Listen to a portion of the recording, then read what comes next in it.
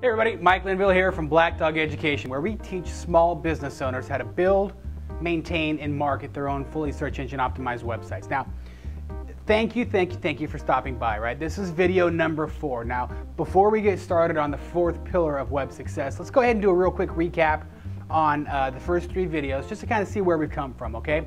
Now, if you'll remember, in the first video, we talked about, probably the most important piece, which was affordability, right? We don't want to be spending a ton of money on our websites on areas that we don't necessarily need, that we don't know that our customers are going to want. You got to remember, your website does 3 things. It's either there to help you build your brand, it's there to help you generate sales, or it's there to help you generate leads.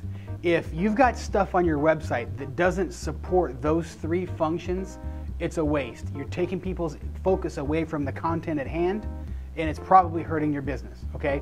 So don't spend money on all that extra stuff. Make sure that you keep it trim, make sure that you keep it clean and professional. You just don't need a lot of extra doodads and whizzy-wahs. Number 2, we talked about maintainability. You want to be able to update your own website for a couple of reasons. The first reason is that it's just going to save you money, right? You don't have to pay a developer to make the changes that you can do. You may as well take that $100 or $200 or whatever the cost is and put that into more marketing, right? Because marketing is going to be how you build your business. The second reason why you want to be able to maintain it is just because of the speed, right? You don't have to do the work, send it to somebody, have them do their thing, send it back to you, check it, proof it, maybe back and forth. All you got to do is, 15 minutes before you go to bed at night or in the morning when you're drinking your coffee, jump online, make your changes, and you're done. That's it. There's no checking and proofing and this and that. So, those are the 2 real reasons why we want to make sure that your websites are maintainable. Now, in the 3rd video, we talked about tracking, right? We talked a little bit about return on investment. We talked about your website being a marketing tool, which it is, and how most marketing campaigns, they don't go viral. Most marketing campaigns don't go viral, and as a matter of fact, most of them don't even start off with a positive return.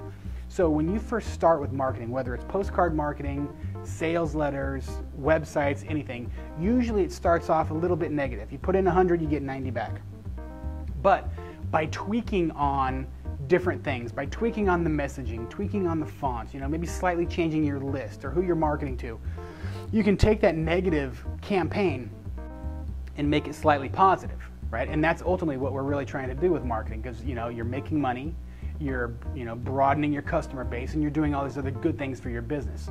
So the only way that we can do that is by tracking. We talked about using Google Analytics as that tracking tool. It's free, it's powerful, you'd be silly not to use it.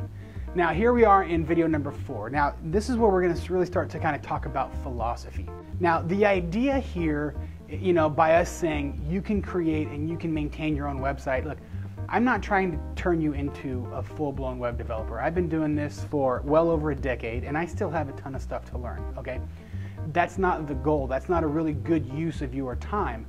But what we've realized is that over the years, technology has really kind of come a long way that can help small businesses out with this. So 5 years ago, if you wanted to have a content management system or a website that you could maintain, you could go in there and type in new events or update pages, all that stuff had to be done manually. It had to be programmed by a custom programmer.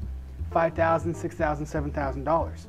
Now what we can do is we can use tools like WordPress or Joomla or Drupal or some of these other content management systems, and the software is actually free. The only cost that's associated with it from a business perspective is the cost of customizing it and integrating it. 5 years ago, what used to cost $5,000 or $6,000, we can get done today for $400 or $500. Okay, same thing with graphic design. 5 years ago, or even today, when you want to custom design, fully custom, it's a couple $1,000s because it's like 15, 20 hours of a developer's time. But what we can do, we know that our website doesn't have to like blow anybody's socks off. What it does have to be, it has to look clean and it has to look professional. And you can get that with a $100 theme that you can buy from Woo Themes or Elegant Themes or some of these other theme generators online. So, the site used to be $5,000, now it's $500.